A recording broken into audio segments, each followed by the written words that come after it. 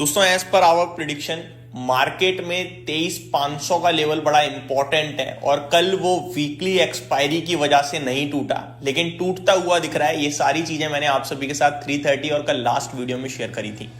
जैसे ही 23,500 टूटेगा 23,300 की तरफ मार्केट बहुत तेजी से बढ़ेगा। मे बी पॉसिबिलिटीज है सेम डे आ जाए। ये सारी चीजें मैं ऑलरेडी आपके साथ शेयर कर चुका हूं।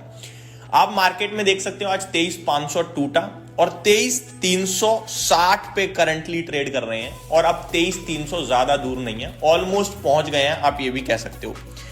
आज ब्रॉडर मार्केट में जो सेल ऑफ है वो बीते कुछ दिनों में सबसे बड़ा है। यानी कि अगर आप कल को सोच रहे हो कि कल निफ्टी 200 पॉइंट टूटा है ना, उसमें तो कुछ गिरावट नहीं थी। आज पोर्टफोलियो की पूरी तरीके से बैंड बज गई है क्योंकि स्मॉल कैप इंडेक्स शुरुआत में ही 2.5% क्रैश हो गया है दोस्तों। मिड कैप इंडेक्स 2% क्रैश दिख रहा है इस समय।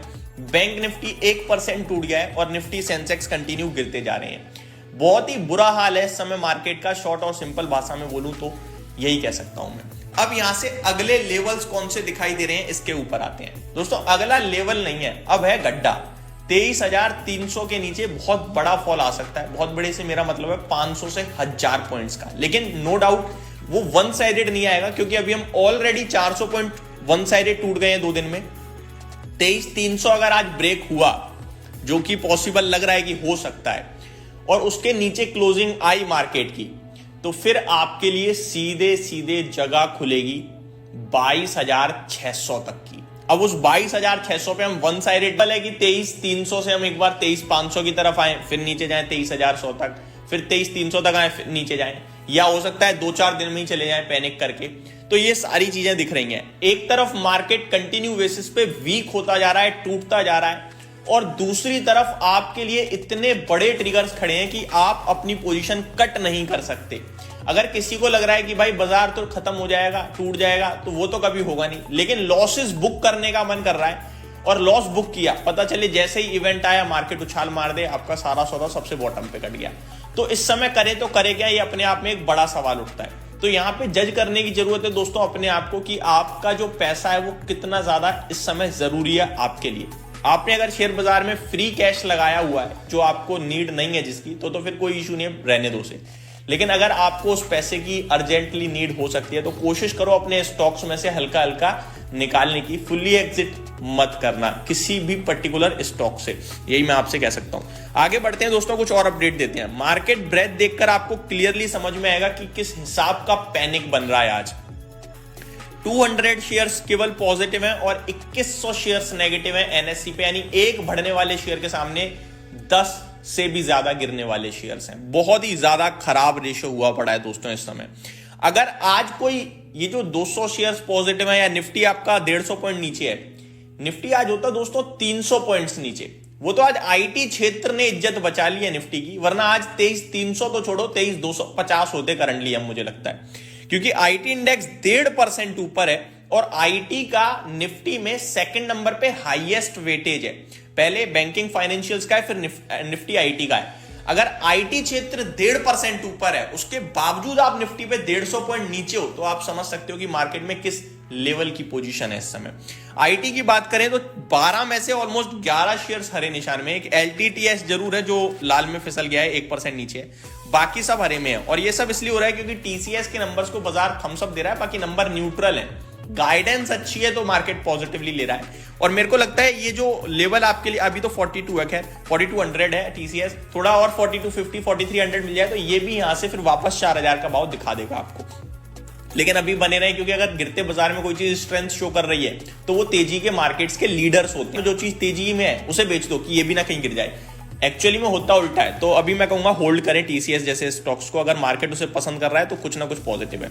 अब थोड़ा मैं आपके लिए निफ्टी पे आके स्टॉक के बारे में बात करना चाहूंगा सो दैट आप अच्छे से समझ पाए। निफ्टी 170 पॉइंट नीचे है दोस्तों। अब देखिए आप, टीसीएस 40 पॉइंट्स का कंट्रीब्यूशन दे रहा है तेजी में, इन्फोसिस 20 पॉइंट का, Tech Mahindra, HCL Tech, Wipro सब मिला लो तो 10 पॉइंट का, यानी कि 70 पॉइंट का कंट्रीब्यूशन डायरेक्टली इन 4-5 स्टॉक से आ रहा है। अगर ये फ्लैट हो जाए या नेगेटिव हो जाए तो निफ्टी 70 पॉइंट सीधे सीधे और चला जाएगा, यानी 23,300 ब्रेक।